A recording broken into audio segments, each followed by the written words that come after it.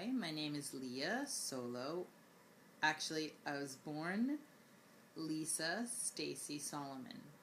And when my dad divorced my mom at age 20, I took off the man, moved to England, and became solo.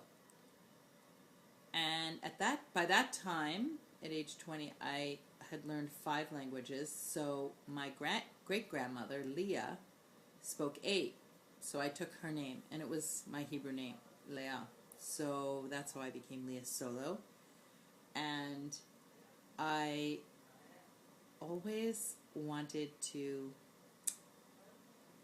well, when I was young, at age 12, my dad had this amazing job, which took him around the world, and he brought us with him.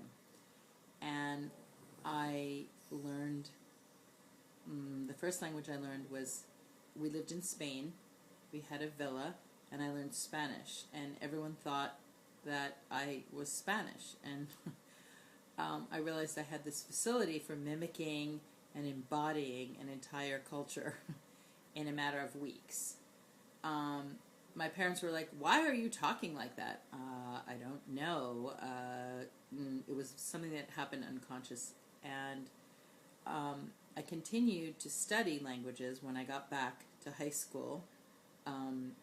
My dad moved me to Beverly Hills High School, and unlike Clueless, my years at Beverly High were me being considered a foreigner because I came from New York and spoke a lot of languages. So I hung out with the Argentines, the Iranians, the French, the Moroccans. We were a motley crew at Beverly High. And from there, I went to Europe, and every summer I went to a ski camp and learned German. I sang in the Austrian Alps and never forgot. I still speak my German today. I also went to let's see, what was the next? Another summer, I got invited to France by a French girl and spent the summer with her family, learning to cook, taking walks by Josephine's chateau right outside of Paris, and always hoped someday that I'd have my own chateau. And I went to a school. I was able to continue studying at a Quaker school. It was the Wandering Scholar School, and it was the Wandering Scholar that really got me and realized that that's really who I had become from so much travel in my teens. And then I went to the school, lived for a year in Japan, and studied Japanese kabuki dance. I worked at a hostess bar at night. I lived with a Japanese family, and pretty much became very good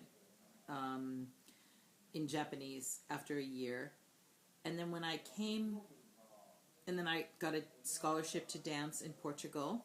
And so I danced with a modern dance company in Portugal and learned my Portuguese there. And to this day, Brazilians always say, "Are you Portuguese?" And I say, "No, I'm an American," which is kind of very sweet.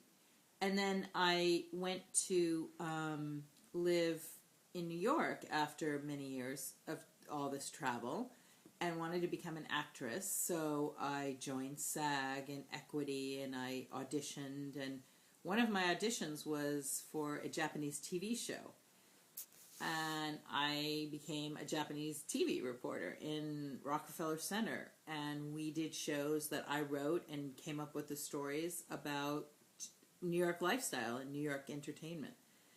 And then I worked as a stringer for Italian TV for a little bit, all the while wanting to be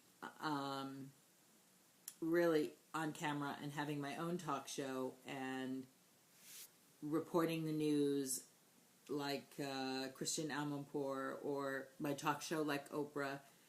And that's why I'd really love the opportunity to have this dream come true, because I had children and I had a husband, and I studied and got my PhD in women's studies and psychology because the other seemed like an impossible dream.